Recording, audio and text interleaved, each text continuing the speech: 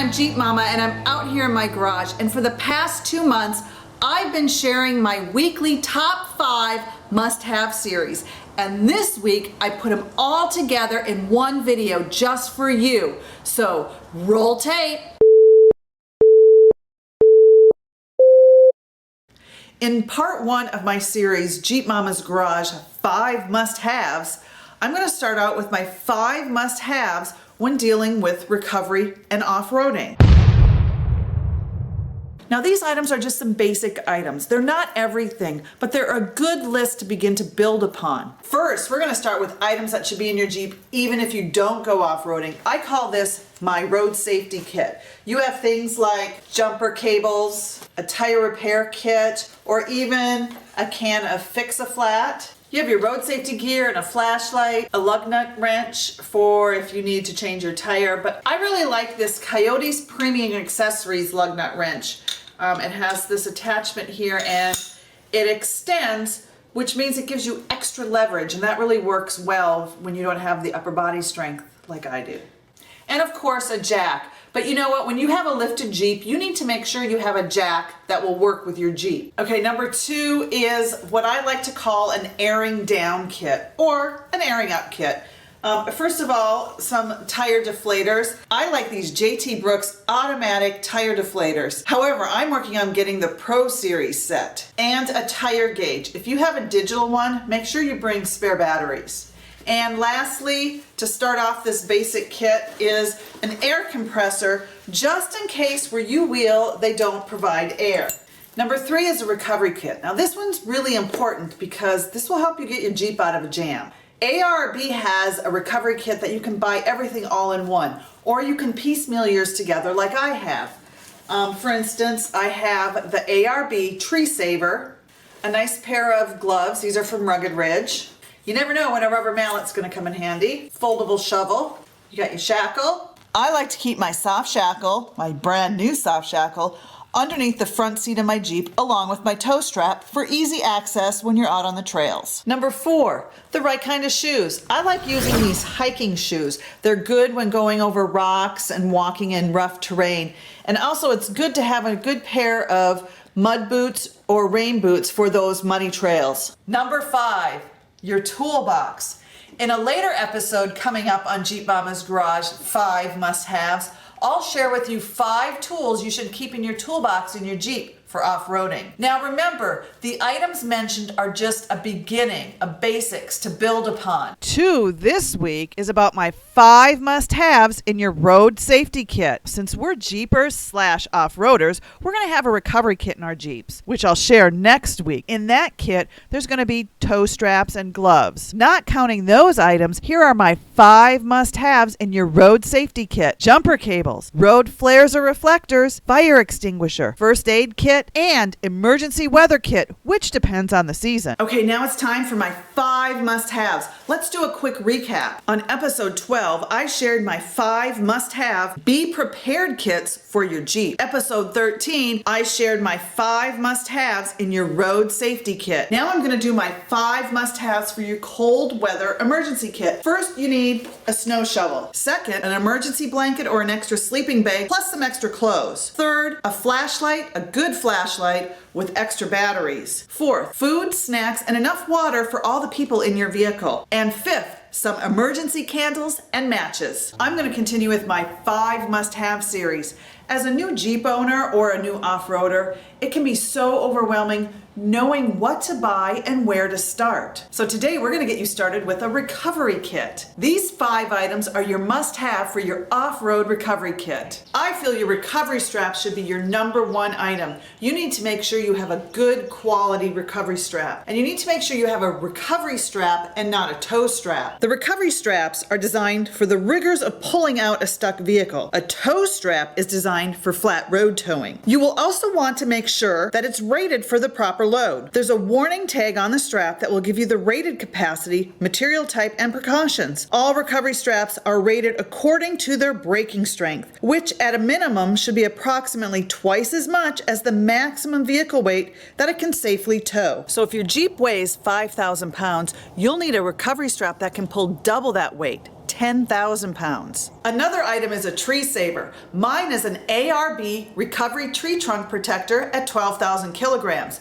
They can be used with a winch and a pulley block. A 10,000 pound winch can potentially pull 20,000 pounds. So this 12,000 kilograms equals 26,000 pounds. So double your winch's capacity in general and you're safe. Okay, your third item are your shackles.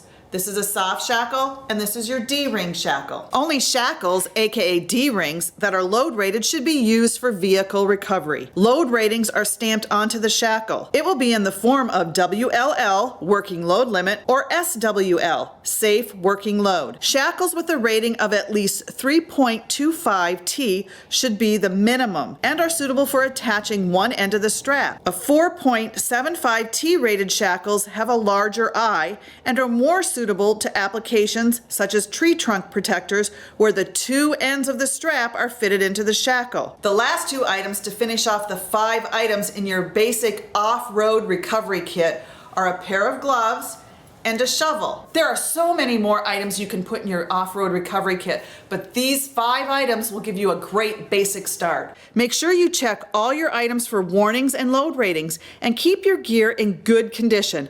This will help for safety off-road. Today I'm going to share with you the 5 must-have off-road accessories. First and foremost, if you take your Jeep, or any vehicle for that matter, off-road, you should always have an off-road recovery kit. Check out episode 15 of Jeep Mama's Garage where I shared the 5 most basic items you should have in your recovery kit. If you plan on doing a little or a lot of off-roading, no matter what the terrain, you most likely will be airing down your tires. Having a set of tire deflators makes that job so much easier. I like using the JT Brooks tire deflators. They come in a set of 4, which makes airing down a lot faster because you can air down all 4 tires at the same time. When you're out on the trails, you do not want to wheel alone. Most likely you'll be with a group of other Jeepers, and communication is key to a great time. It's a good idea to remain in contact with your group at all times, so a good CB radio comes in handy. I like this handheld unit as it's small and compact. I found it hard finding a good place to install a CB radio in your Jeep Wrangler because of its small space.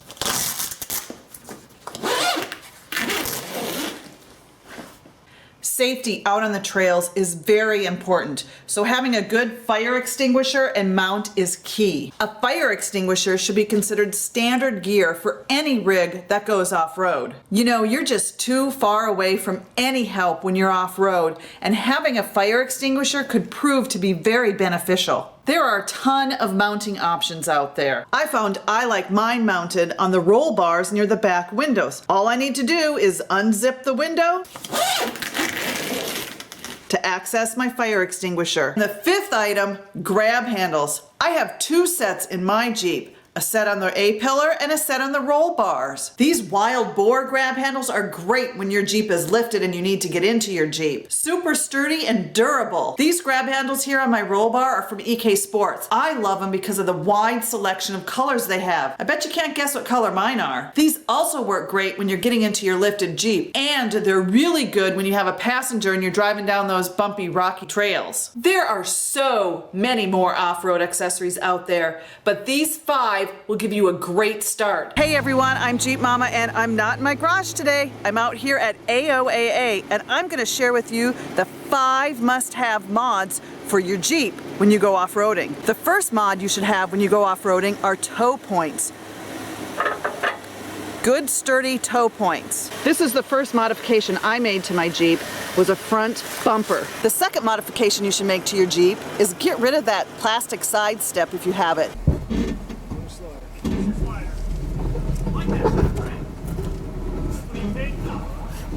And go with some good, strong rock sliders. Yep, I'm a Minnesota Vikings fan. Another good modification to make to your Jeep is some new diff covers. Stronger, sturdier diff covers. Right on your Riddler. What was I thinking? You were thinking how awesome this is going to look in the video. Okay, you're good. You're scraping a little, but it's okay. Right on top. That's why you painted those diff covers. Yes. So when you're crawling all over those rocks, and your undercarriage is scraping the bottom of those rocks, it's a really good idea to add some armor to the undercarriage of your Jeep. Sometimes those stock skid plates just don't do it. Speaking of skid plates, I tend to get caught up on my control arm brackets, so I fortified mine with some skid plates. Number 5, your air dam. I removed mine when I replaced my front bumper. If you plan to do rock crawling, you might think about just removing it, as it could cut down on your clearance and approach angle. Check out the link below for more on this air dam thing. That was such a fun day. There are so many more modifications you can make to your vehicle to make it off-road ready. You can even do most of these modifications yourself like I did. And I'm out here in my garage talking about tools. Today it's the 5 must-have tools to take with you on the trails. Now, I don't have a whole lot of experience with breakage on the trails and the tools that you would need to fix that breakage, but the breakage I did have was my steering stabilizer.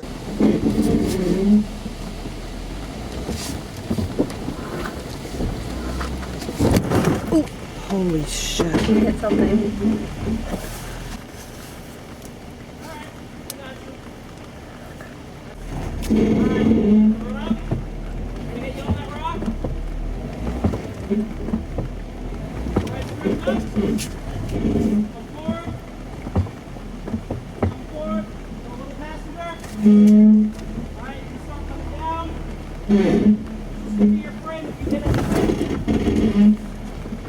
Thank you. Uh-oh. What? Hung up? I can't move. What do you mean? It won't steer. You're kidding.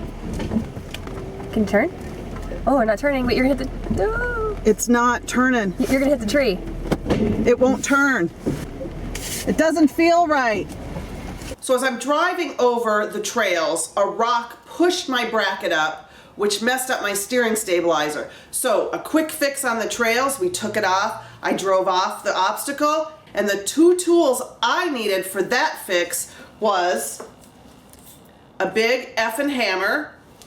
It's really not that big, I guess, but a hammer, and an 18mm wrench. Now, this 18mm wrench doesn't come in a wrench set. You need to buy this separately, and this size is exactly what's needed for the stock Jeep Wrangler steering stabilizer bracket. So for the rest of those tools that you should take with you on the trails, I don't have a whole lot of experience. So I reached out to my fellow followers and did a poll. Here's what I found. Out of all the responses I got, the #1 response was a BFH, big fucking hammer.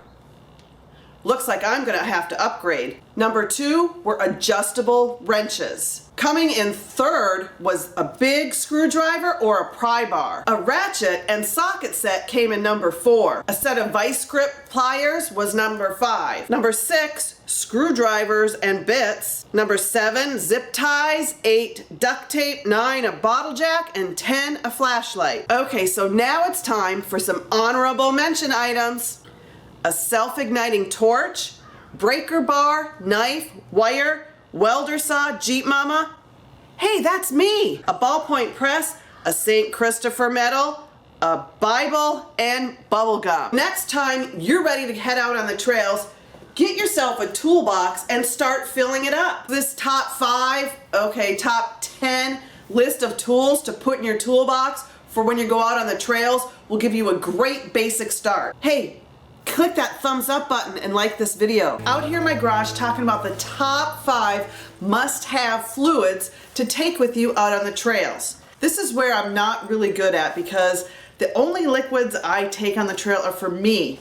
I usually take my water and some Gatorade, but your Jeep needs fluids too. So what I did is I reached out to my fellow Jeepers to ask them their top 5 fluids they take with them out on the trails, and here's what I found. #1 was oil, 2 was coolant, 3 was water, 4 was brake fluid, and the top 5 rounded out with a tie for 3 fluids. That would be transmission fluid, differential fluid, and gas. I only carry gear oil in my Jeep when I go off-roading. I'm gonna have to step up my game and look into the other fluids I need. Now, if you don't know where to go or what to buy, I suggest getting an owner's manual. You can contact Jeep and get your own Jeep manual. Now, inside this manual is the recommended oils and fluids for your Jeep. Once you figure out what you need to take with you on the trails, you might want to get a good container to put your fluids in, like these ammo cans here. I'd like to thank everyone who helped me figure out what 5 fluids I need to take with me out on the trails. As Jeep owners, we love to buy Jeep stuff. We also love to make our Jeeps unique. Let's head out to the garage to get some ideas on how to make your Jeep one of a kind. My top 5 cool colorizing accessories for your Jeep Wrangler. Hey everyone, I'm out here in my garage and I'm going to show you some cool ways to add color to your Jeep that are simple and easy. First, you need to figure out a color scheme for your Jeep. I have a black Jeep and my favorite color is purple, and that works really good for me. No, I'm not a Ravens fan, but I do love my Vikings. Number 5, your shackles. Yes, these are called shackles, not D-rings. Depending on what front or rear bumper you have, you may or may not be able to do this, but it's simple and easy. All you need to do is pick out your favorite accessory color and spray paint. These shackles here on my front bumper are just for looks. I have my recovery shackles with my recovery gear in the back of my Jeep. Okay, number 4 is to add a little color underneath your Jeep. When I upgraded from my stock diff covers to these Riddler diff covers, all I had to do was add some spray paint. And yes, they get muddy, and yes, they get a little scrape from the rock crawling, but they've held up their color really well. Number 3, you can even personalize your interior with a little do-it-yourself. These door accents, they're really simple to remove with this Torx screwdriver. You just remove them and spray paint them. You can even paint the air vents. They're doable, but a tad more difficult. They even have these cool Drake off-road shifter plates that you can spray paint as well. Number 2, besides a can of spray paint, for this one, all you need is a drill. Again, a super easy way to add a splash of color to your Jeep with these Drake off-road door inserts. Number 1, this one is my favorite, your 7-slot grill. There are so many options out there. My grill used to sport the Rugged Ridge grill inserts that I had professionally painted purple. Now I have this really cool grill insert from Under the Sun Inserts, and it's super duper easy to install. You just pop these 6 tab inserts And slide the grill in. Easy peasy. You can even have multiple ones for the change of seasons or your mood. I love being out on the rocky trails in the wilderness. One of my favorite places to be. I'm out here at Roush Creek Off-Road Park in Pennsylvania. Sometimes you just need to put your vehicle in park and wait your turn on a rocky obstacle. I'm going to share my top 5 tips on what to do while waiting your turn on the off-road obstacles. Number 5, take a selfie with your bestie. Number 4, post all your awesome off-road Jeep pictures on social media so everyone else sitting at home can get jealous. Number 3, check out all the other mods of all the other Jeepers in your line to get ideas for your Jeep. Number 2, scope out a good spot in the woods to take a potty break. Just check your 6 because you never know when another Jeep group is going to come up behind you. Number 1, head to the front of the line and watch all the other Jeepers wheel through the obstacle.